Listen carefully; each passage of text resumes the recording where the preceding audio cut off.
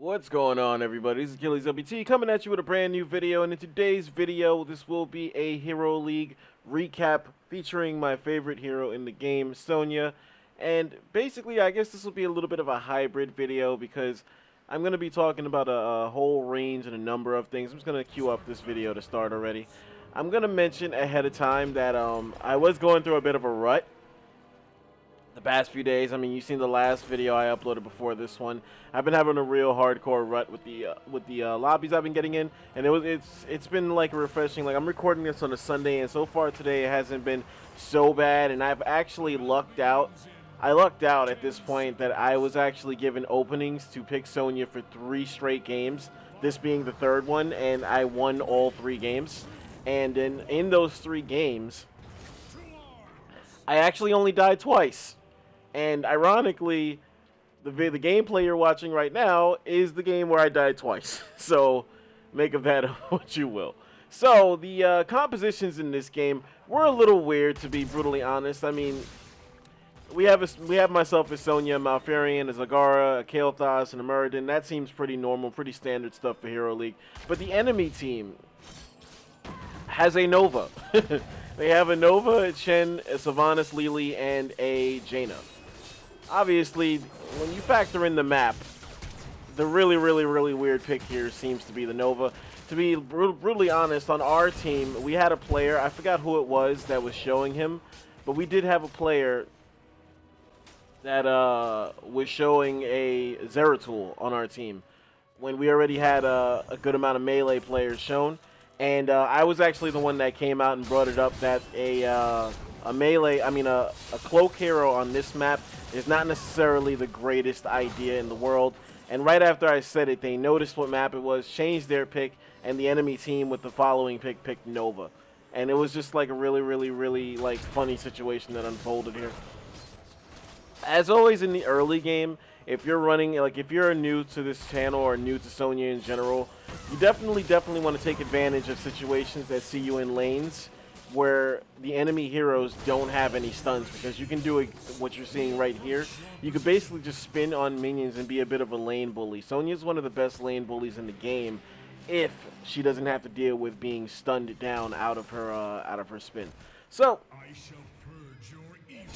and obviously this is something that this is also something that I wanted to point out. I don't know if it's well, obviously I think it's a fluky design, like it just so happened to play out that way. But one thing I've noticed ever since the Eternal Conflict has come and gone, I've definitely noticed that Sonya really flourishes on both Diablo-themed maps. Like with this map, basically half of this map comes down to team fights in a very small closed-off area, which is exactly what you're seeing right now. And small closed-off area, what does that mean for Sonya? Basically, a small closed-off area means that the enemy team doesn't really, they have to actually be in a fight with like a Sonya user and her teammates. And Sonya is obviously she's one of the hardest heroes to deal with if she's directly in your face and you don't have a way to kind of like crowd control her down. If you don't have any means to disrupt what she's doing, she's one of the worst heroes in the game to have to deal with, constantly being in your face, as you see here. As I mentioned, the enemy team doesn't really have any means to stun me at all. Like, they can blind me, sure, like at the midway point Sylvanas can silence me, which is definitely a good ability, but they have no real source of like stuns on that team. So anytime I can get in the enemy team's face, I have free reign to like let all of my abilities go. And again, this is a small map with a lot of team fighting, and the way that I build Sonya, which again, if you're new to the channel, I will have the link. I will have my build linked in the description. And I'll just go ahead and say ahead of time that it is not a conventional build. It is not the same build that you see like other players running. But I do use it to a tremendous effect. Right there, I did get caught out of position trying to make a play for my teammate that was there. That was a poor decision on my part, but it wasn't anything that made us really that we really paid for. And you're gonna notice right here that I'm gonna thank our Muradin player here. So I'm gonna click down here Because generally a good way to go on this map is whichever side the Immortal is actually pressing, you want to have one player on the opposite lane soaking XP. As you notice, the Sylvanas was late to pick up on this, and you see the level difference here on the XP. Any opportunity you can get to get ahead on XP is definitely an opportunity you want to take. As we get back to the top of the map, I finally get back into the fold. And you're going to see the enemy team here make a poor choice to leave themselves available for team fighting with our Immortals still standing right there. Very, very poor decision by the enemy team. So, again, getting back to the whole map thing. This is only a 2-lane map, as a lot of you probably know by now. Very small closed-off area in the middle, so again, there's not a lot of room for enemies to get away from you. It makes getting in the enemy players' faces a lot easier, for one. And because I go with Warpaint, like I have a lot of sustain on my build, there's a lot of opportunities for me to get my own individual healing on top of whatever the support player is giving me. So that's just covering this map. On the Infernal Shrines, it's actually a similar thing in a way, because you have 3 shrines on that map that become small closed-off areas where team fights go down. But the bigger thing with the Infernal Shrines, and I definitely think Sonya is better on the Infernal Shrines than she is on this map, is because her Whirlwind is a very, very, very good source of wave clear. As you see, again, the minute we get back into lane, that's exactly what I do every single time. Is just dial up the wave clear, and that's what that entire map comes down to. Like if you're not aware of that at this point, that's why Leoric is a must-have on the Infernal Shrines. Now, I realized that as of this recording, whenever the next update goes live, both Leoric and Johanna are going to be toned. They're going to be nerfed on their wave clear abilities are going to be nerfed, but I don't think by any stretch of the imagination that that's going to make them any less viable on the wave clear front. I think they're still going to be really, really strong, just obviously not as strong as they are right now.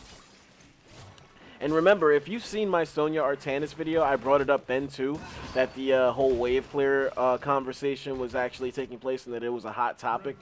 Well, and I remember saying that I kind of hoped that they just buffed other tanks rather than nerfing Leoric and Johanna. And the funny thing is they ended up doing both. They're going to end up nerfing Leoric and Johanna, and also they're going to be nerfing Rexxar as well, but I'm actually going to save that for the very next video that I plan to upload after this one. They're not only nerfing those 3 heroes, but they're also buffing other tanks in the game. So it's funny that they ended up doing both. I only wanted them to do one. They ended up doing both, and it should make this game a lot more interesting on the Hero League side of things, because I think the main one that I saw that I think is going to be like a really, really, really good pick is going to be ETC. I think ETC's buffs are going to be really, really solid for him. Like I think he's going to be a really, really good pick. So I mean, he's a cheap hero to buy. He's not expensive at all, like gold-wise, anything-wise. He is very, very affordable, so you may want to look into picking him up, you know, factoring in the things they're patching on him. And start practicing now, because he's going to be a really good pick.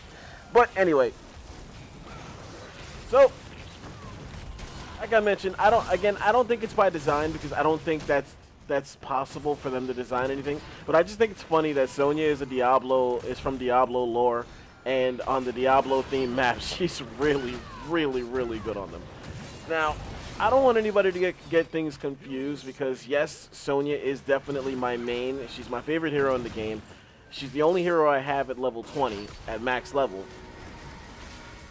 But I definitely don't go into every single lobby trying to pick her. And it's not that I can't make her work on every map in the game, because I damn sure can. But I don't want to be one of these players that's one-dimensional. I don't think it's the way to go. I don't think it's the viable option if you're trying to hit rank 1 on Hero League. You should never, ever, ever go into a Hero League game dead set on playing one hero. That is a surefire way to break compositions. That is a surefire way to break teamwork, and it's a surefire way to lose more often than not. So that's just something that I want to make abundantly clear. Yes, I play Sonya the most, but that does not mean that I just go into every single lobby trying to queue up that pick, because it's not the case. That's why I mentioned at the start of this video that it was actually I was lucky that I was given free reign to actually make the selection in 3 straight games. Like I had another tank on the friendly team that was able to front line so that I could do my thing. This game in particular, though, because I've mentioned in past videos that Sonya is basically the Illidan of the warrior class.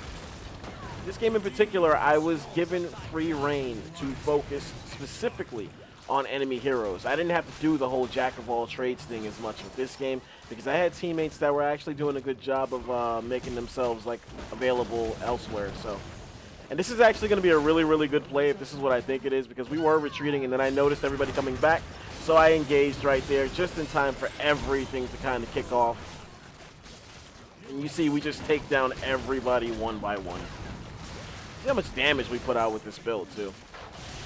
See, 4 of us are alive. Now Chen is completely isolated. Nothing he could do here. 4 enemies dead. They only took out Kael'thas. That was like a really, really, really big play for us at this point. So noticing that 4 enemy players were dead, I queue up the enemy team's bruiser camp. Because why not? It's never a bad idea to hit a camp in the enemy team's territory so long as the enemy team is actually not around to contest it. That's what you have to be careful about. See, we had enough time here. The enemy team does come back, but by the time they do, it was way too late, and we took out Jaina again. Because at this point, we have a 3-level advantage, so our damage is definitely a lot more viable than the enemy team's. And at this point, I remember I was queuing up retreat, and I was queuing up to go to this camp here because you got to know when to disengage. I say it all the time. That's why I put camps in the chat. You don't want to hang around too long. You definitely can get too much of a good thing with Heroes of the Storm. You definitely can. So, you see the kill disparity right now. We're at 21 kills to their 7. Everything's just going right now. Clearly, the other team was not doing a good job of working together. And again, to be brutally honest, having a cloak on this map is definitely not the way you want to go. At this point, you see me stop here because I wasn't sure if we'd have enough time to hit that camp on the top of the map. So I decided to hang out just in case and play a little bit of defense here. Obviously, I didn't know the Jaina was sitting there. So I make my way down. When I feel like my team is rotating down, I come down to start putting some damage on the enemy immortal. I notice the fight breaking out on the top. I disengage, and then I end up being in perfect position to come from behind on a solo flank here. You see, we do hit our spear on Lily right as she gets mauled, so she's not going anywhere. Taking out the healer immediately. Already the enemy team is down 3 players. The kills are just piling on at this point. Again, we maintain our 3-level lead, and everybody closes in on the enemy immortal. More often than not, because there are small situations where it's the other way around, but more often than not, you always want to defend your immortal before going for the enemy immortal, because it's always safer fighting when you have the immortal helping you rather than fighting underneath the enemy immortal where they have stuns and things of that nature. See, like right here is a little bit of a dangerous fight for us just because the immortal has stuns going off at random areas at random times. And sometimes you lose track of that kind of thing. Sometimes you do. See, we're in a perfect position to put some damage on their back line here, just off of where we're standing. And we can just easily burst everything down here. Like, it's not a problem at all. I do get caught out of position, though. But I took out 2 more players before getting taken out, which if I remember correctly, I think that was a 20 kill streak for me before I get taken out. I think I bring it up in the chat. They wipe us out completely there, and that's again proving my point of why it's dangerous to fight underneath the enemy immortal. I'm actually glad that happened that way. But the upside is that they wiped us out after we got the immortal anyway, so it's like there's no harm, no foul there. Yes, they gained like levels off of that, and there's only a 1-level difference there, but we still got the objective, and the objective is still pushing in their lane, so it's still a win-win. So, see, we're starting to file in here now. Where am I? I'm all the way in the back there, making my way over slowly because I was typing. Actually, I was the last one to die, so I think I was obviously I was the last one to spawn. We are slowly making our way back in here. The immortal gets taken out.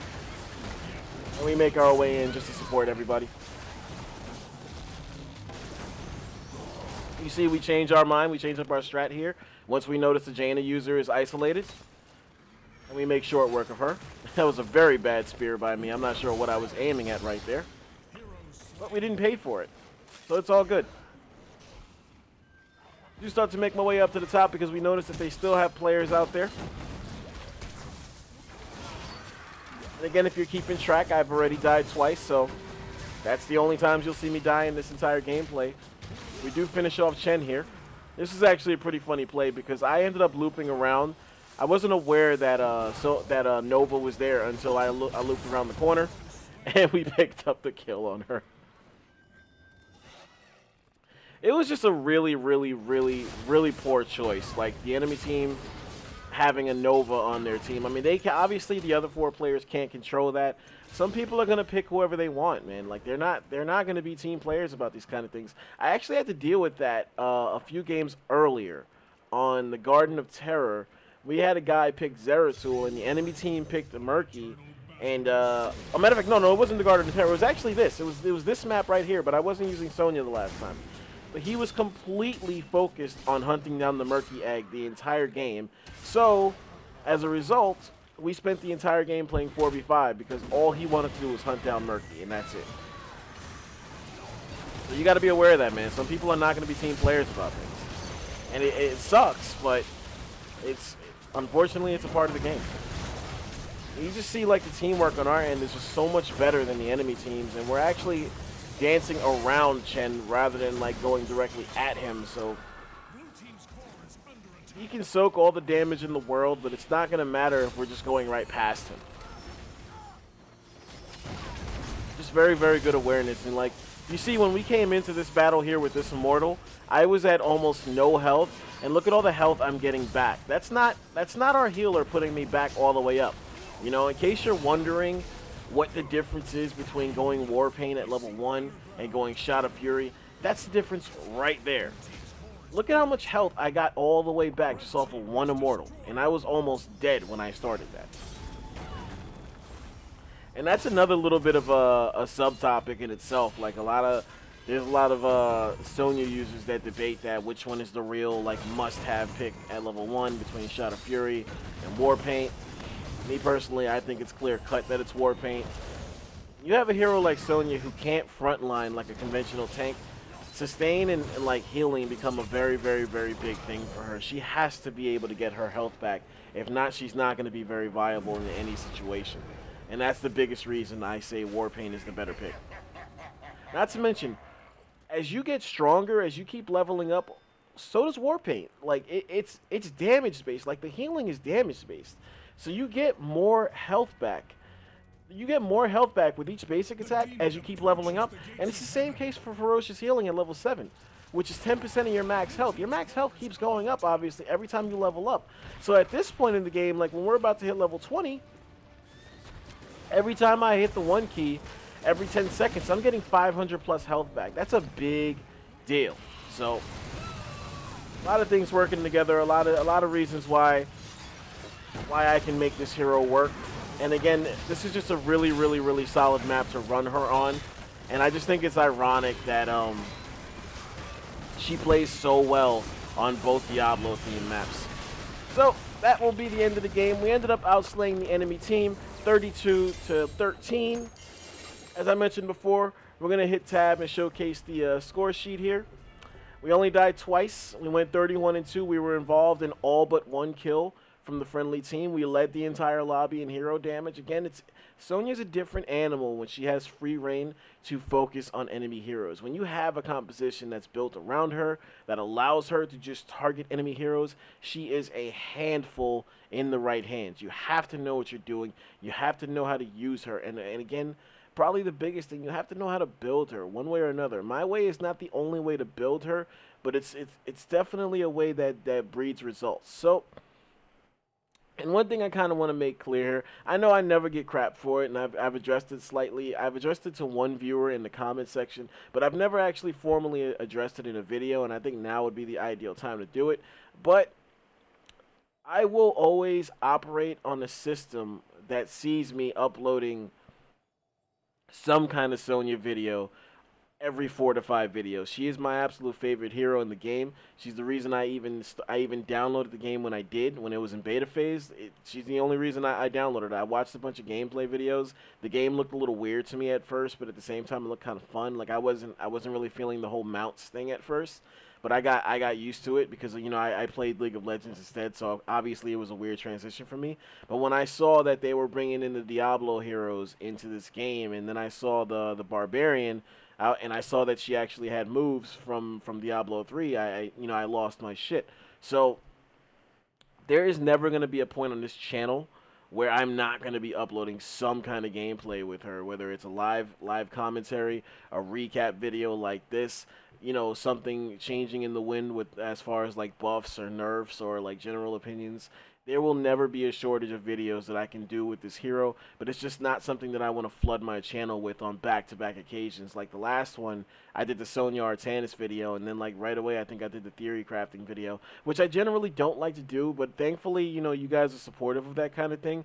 But again, I want to make it abundantly clear that I'm never going to stray from the hero. She is my most used hero on Hero League, and that's going to remain the case. That will never change. I'm the type of player that when you tell me, or when there's a popular opinion that certain heroes aren't that good, aren't that strong, I'm the guy who kind of looks into it to see if that's actually accurate. And I'm not saying that it's always not true. I'm definitely not saying that. But there are a good amount of heroes in this game that have a bad rap that should not be getting a bad rap. And Sonya is probably the biggest one on that list. Like every time you see her get picked, like before this whole esports thing started, you would get a lot of shit for it. Now I would definitely say that it's Nova who gets the most shit, but it's warranted because Nova is a super situational pick. As you saw in this video, the enemy team was basically shorthanded the entire way because they had a cloaked hero on a short map that's mainly centered on team fighting. There is a reason why cloaks do not flourish here.